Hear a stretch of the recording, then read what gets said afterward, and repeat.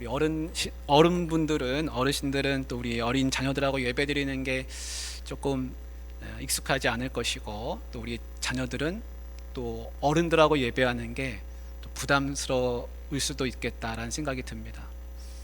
우리 어진이가 변성기가 많이 왔는데 나중에 베이스 시온 찬양대 하면은 딱 좋겠다, 그런 생각이 들었습니다. 아주 기도를 잘 했습니다. 제가 그래서 하나님께 여쭤봤어요. 하나님, 우리 자녀들하고 같이 예배할 때 우리 애들한테 설교를 맞춰야 됩니까? 어른들한테 설교를 맞춰야 됩니까? 이렇게 고민하면서 여쭤보니까 네가 말하려고 하지 말고 하나님이 말씀하시도록 기도나 열심히 해라. 하나님이 그런 마음을 주세요. 그래서 제가 뭐라고 설교하든지 여러분 각 사람이 하나님께서 주시는 음성을 잘 받아 들으시기를 바랍니다. 지난 주간에 우리가 참 포도나무 이야기를 지난 주일에 했었습니다. 하나님은 누구시라 그랬죠? 하나님은 농부이시고 예수님은 그 농부이신 하나님이 이 땅에 심으신 참 포도나무라 그랬습니다. 그리고 우리는 그 참 포도나무에 달려있는 가지라는 것이죠. 그래서 하나님은 농부이시고 예수님은 참 포도나무이고 우리는 그 포도나무에 달려있는 가지들입니다. 이렇게 다 연결이 되어 있습니다.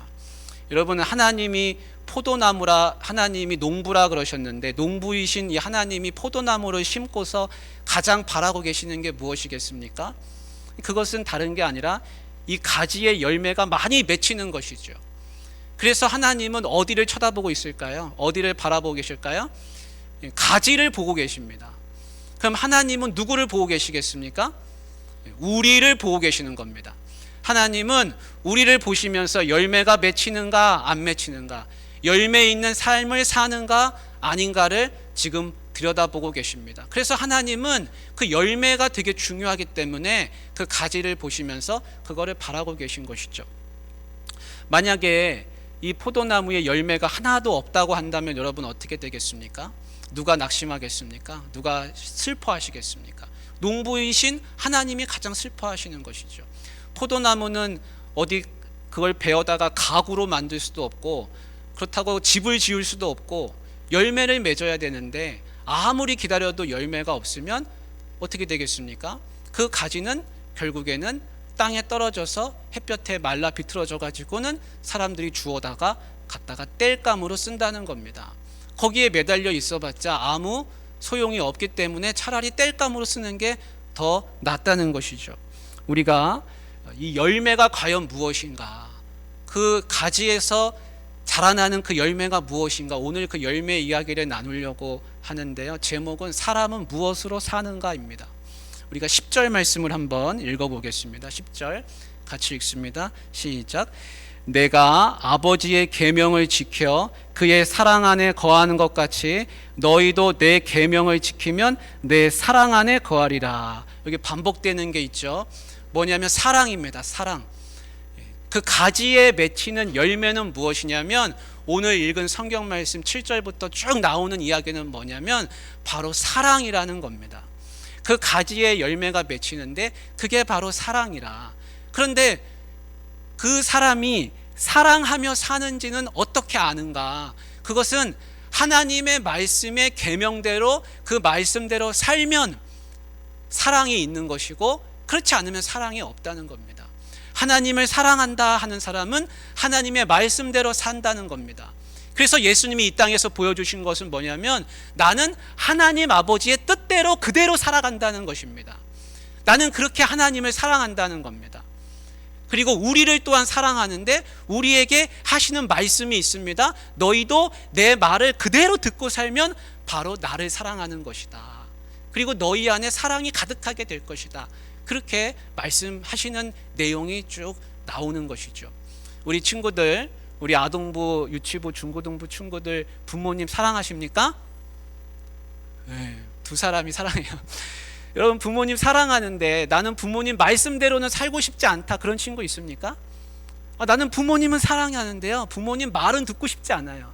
그러면 그거는 사랑이 아닙니다. 부모님 말씀대로 사는 게 부모님을 사랑하는 겁니다. 하나님도 마찬가지입니다. 너희가 나를 사랑하느냐? 시몬 베드로에게 3번이나 물으셨는데 사랑한다는 것은 무엇입니까? 하나님 말씀대로 산다는 것입니다. 그래서 하나님은 그 가지를 보면서 무엇을 보시는가? 이 가지가 과연 사랑이 있는가 없는가를 보신다라는 겁니다. 사랑하는 우리 친구들, 우리 성도님들, 예수님이 이 땅에 왜 오셨습니까? 예수님이 이 땅에 오신 이유는 딴 게 아니라 사랑을 보여주려고 오셨습니다. 나는 이만큼 너희들을 사랑한다. 그래서 십자가에 달려 죽으시면서 우리에게 사랑을 그대로 보여주셨습니다. 그리고 하나님의 말씀대로 십자가에 달려서 이렇게 나는 순종하여 죽는다, 나는 이렇게 하나님을 사랑한다 라는 것도 보여주셨습니다. 그래서 십자가는 우리에게 사랑한다고 보여주신 것이기도 하고, 또 하나님을 이만큼 사랑한다고 보여주신 것이기도 합니다. 여러분, 세상 사람들은 사랑이 달콤하다 그럽니다. 근데 여러분, 사랑이 꼭 달콤하기만 합니까? 예수님은 십자가에서 달려 죽으시면서 나는 이게 사랑이다 그러셨거든요. 근데 십자가에서 달려 죽으시는 게 달콤한가요? 그것은 너무나 고통스럽고 맛으로 친다면 달콤한 게 아니라 약을 먹는 것처럼 쓴맛입니다.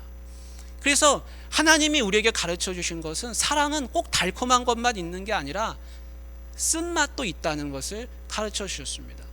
하나님이 우리에게 서로 사랑하라 그러십니다. 근데 사랑이 얼마나 어렵습니까? 옆에 있는 내 가족을 사랑하는 것도 쉽지가 않습니다. 내 남편 사랑하는 거, 내 아내 사랑하는 거 여러분 쉽습니까? 어려울 때가 많습니다. 하물며 성도들 간에 사랑하는 거는 더 어려울 수도 있습니다. 나는 저분은 도저히 내가 사랑하기 힘들다, 나하고는 다른 게 너무 많고 생각이 많이 달라서 나는 도저히 못 사랑하겠다, 여러분 그럴 때가 있을 수 있습니다. 가족들 간에도 그럴 수 있죠. 그럴 때는 무슨 생각을 해야 하냐면, 사랑은 꼭 달콤한 맛만 있는 게 아니라 쓴맛도 있는 것이라, 내가 지금 하는 이 사랑은 너무 힘든데 이 사랑은 달콤한 사랑이 아니라 쓴맛이구나 라고 그렇게 여러분 마음에 여기시기를 바랍니다. 나는 도저히 못 사랑하겠다, 나는 저 사람은 포기해야겠다 라고 한다면 여러분 어떻게 되겠습니까? 열매가 하나 줄어드는 겁니다. 나는 저 사람은 안 맞아서 사랑 못하겠다. 여러분 그렇게 생각할 때마다, 포기할 때마다 사랑이 하나씩 떨어져 나가서 열매가 없어지는 겁니다. 그러면 가지에 열매가 없어지면 하나님이 뭐라고 하셨습니까? 그 가지는 매달려 있어봐야 소용이 없기 때문에 땅에 떨어져서 말라서 결국에 땔감이 된다 그랬습니다. 하나님이 바라시는 것은 우리에게 땔감으로 쓰이는 가지가 아니라 사랑이 많이 피어나는 그런 열매 맺는 가지가 되기를 바라고 계시다는 것입니다. 우리가 주님 나라 갈 때요, 무엇을 가지고 가겠습니까? 부와 명예, 많은 돈을 모았다고 해서 그걸 하늘나라로 가져가겠습니까? 싸들고 가겠습니까? 내 명예가 있다고 해서 내가 하나님 앞에 가서 명함을 내밀 수 있겠습니까? 우리가 가져갈 수 있는 것은 딱 하나밖에 없는데, 그거는 뭐냐면 사랑이라고 하는 열매라는 겁니다. 성경 말씀에 너희가 열매를 많이 맺으면 내 아버지께서 영광을 받을 것이라 그랬습니다. 그래서 사랑만이 하나님께 영광이 되기 때문에 하나님은 그 사랑을 받으셔서 우리는 그 사랑을 하나님께 가져갈 수가 있고, 다른 모든 것은 다 내가 이 땅에 놓고 가는 것이라는 겁니다. 제가 이야기를 하나 들려드리겠습니다. 구두수성공 시몬이라고 하는 사람이 있었습니다. 그 시몬은 너무 살기가 팍팍하고 힘들어서 겨우 끼니를 때우고는 했습니다.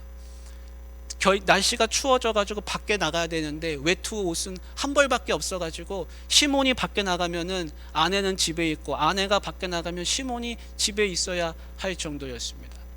그래서 시몬과 아내는 올 겨울에는 꼭 양가죽 외투를 잘 준비해가지고 겨울을 나야겠다 그렇게 생각했습니다. 그들이 가진 돈은 3루블밖에 없었는데 구두수선을 해주고 받지 못한 돈이 5루블을 합하면은 양가죽을 살 수가 있었습니다. 그래서 시몬이 이른 아침에 짐을 챙겨가지고 양가죽을 사기 위해서 나섰습니다. 아내가 잘 다녀오라고 인사를 하면서 꼭 좋은 양가죽을 구하라고 신신당부했습니다. 시몬은 먼저 마을에 들어가서 외상값을 받으러 다녔습니다.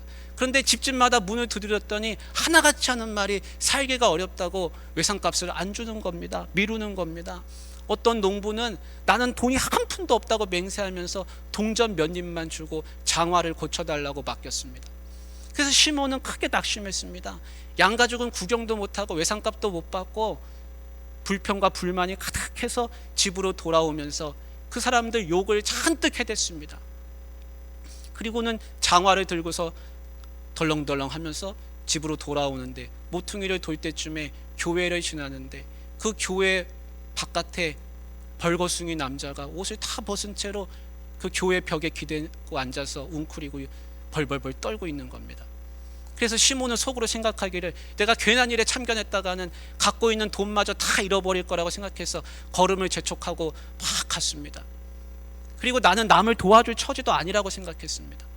그리고 교회에서 한참 멀어지고 있는데 마음 깊은 곳에서 그런 생각이 들었습니다. 시몬, 너 지금 뭐 하고 있는 거야? 지금 저 사람은 이 추운 가운데서 발가벗고 있다고.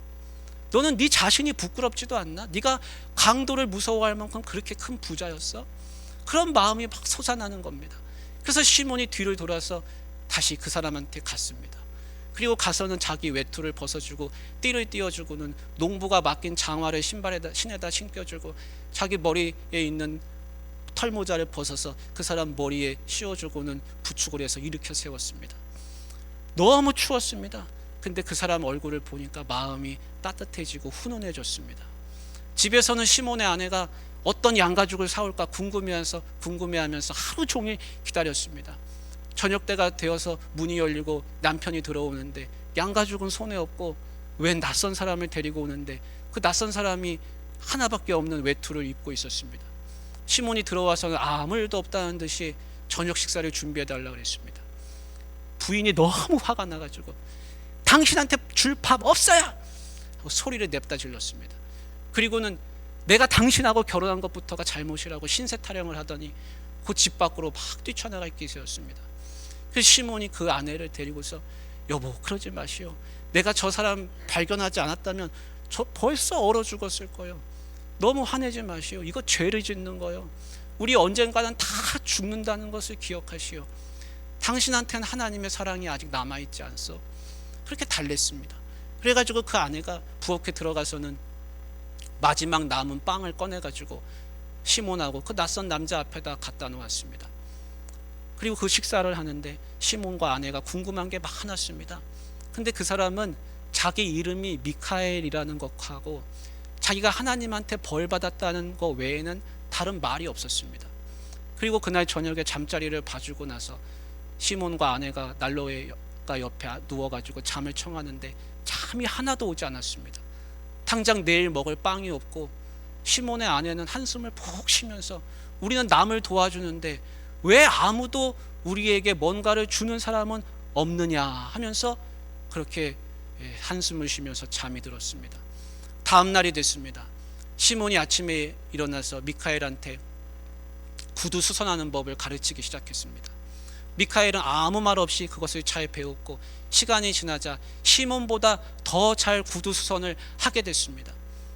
그리고 1년쯤이 지났을 때입니다. 말 3필이 끄는 큰 마차가 시몬 집 앞에 도착하더니 한 신사가 내렸습니다. 그 신사는 자기 하인한테 비싸고 아주 고급스러운 가죽을 가져오게 했습니다. 그리고는 그 하인이 그것을 가져오자 시몬한테 맡기면서 이 가죽을 가지고 1년 동안 구겨지지도 않고 모양이 변하지 않고 뜯어지지도 않는 튼튼한 장화를 만들어 달라고 했습니다. 그래서 그 장화를 맡기면서 내가 수고비로 10루블을 줄 건데 만약에 잘못 만들었다가는 가죽을 망친 대가로 감옥에 집어넣겠다 그랬습니다. 그래서 그것을 맡았습니다. 신사가 이제 가고 나서 시몬이 미카엘에게 이 가죽이 정말 비싼 거니까 아주 공들여서 잘 만들어 달라고 부탁을 했습니다. 그리고 나서 반나절쯤 지나서 시몬이 미카엘한테 왔는데 기절할 뻔했습니다. 미카엘은 장화를 만드는 게 아니라 실내화를 만들고 있는 겁니다. 그래서 시몬이 머리를 감싸면서 괴로워하고 있는데 아침에 왔던 그 하인이 갑자기 뛰어들어오더니 장화 대신에 실내화를 만들어 달라는 겁니다. 아니, 아침에는 분명 주인하고 와서 장화를 만들어 달라고 했는데 무슨 일이냐고.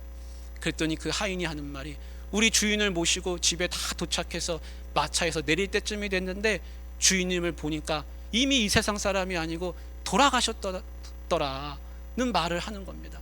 그래서 부인 되는 여주인께서 장화 대신에 자기 남편 시신에게 신겨줄 실내화를 준비해달라고 해가지고 제가 이렇게 급히 왔습니다. 그랬습니다. 미카엘이 시몬 집에 온 지 한 6년쯤이 지났습니다. 한 부인이 여자아이 둘을 데리고서 가게에 들어왔습니다. 그리고는 구두를 만져달라고 했습니다. 근데 그 여자아이 둘이 아주 귀엽고 예쁘고, 근데 한 아이가 다리를 쩔뚝쩔뚝 하면서 한 발을 쓰지를 못하는 겁니다. 절름발이었습니다. 그래서 구두를 재워주다가 부인한테 부인 무슨 일이 있었어? 하고 물어봤습니다. 그러자 그 부인이 6년 전의 일을 이야기했습니다. 6년 전 우리 마을에 한 가정이 있었는데 부인은 만삭이고 남편은 벌목공이었는데 산에 올라가서 나무를 베다가 그만 그 남편이 그 나무에 쓰러져 가지고 나무가 자신한테 쓰러져서 거기에 깔려 죽고 말았다는 겁니다. 그리고는 그 만삭이 된 부인이 일주일도 채 지나지 않아서 아기를 낳았는데 쌍둥이를 낳았습니다. 근데 그 쌍둥이를 낳고 나서 그 부인도 건강이 좋지 못해 그만 죽고 말았습니다. 그래서 그 쌍둥이를 아무도 키울 사람이 없어서 제가 거두어서 이렇게 키우고 있었는데, 원래는 저에게 한 아기가 있었는데 그 아기가 2돌이 채 지나지 않아서 그만 세상을 떠나고, 저는 이 2 쌍둥이를 데리고서 제 아이처럼 여기면서 이렇게 키우고 있습니다. 그러면서 눈물을 뚝뚝 흘리고 닦는 겁니다. 그러면서 마지막에 하는 말이, 저는 제가 낳은 아이보다 이 여자아이 둘이 더 사랑스럽고 귀합니다 라는 말을 했습니다. 그리고 치수를 재고는 가게를 나섰습니다. 옆에서 이야기를 들으면서 일을 하고 있던 미카엘이 갑자기 자리에서 일어났습니다. 시몬이 보니까 미카엘이 환하게 밝아져 있는 겁니다. 몸에서 빛이 납니다. 아니 미카엘, 당신이 내가 생각하기에 보통 사람이 아니라고는 눈치채고 있었지만 당신은 도대체 누구시오? 왜 당신 몸에서 그렇게 빛이 나는 것이오? 그러자 미카엘이 그럽니다. 나는 하나님께 벌을 받고 하나님 말씀을 거역해서 벌을 받고 이 땅에서 살게 된 천사인데 이제 3가지 진리를 깨닫고 하늘로 돌아갑니다.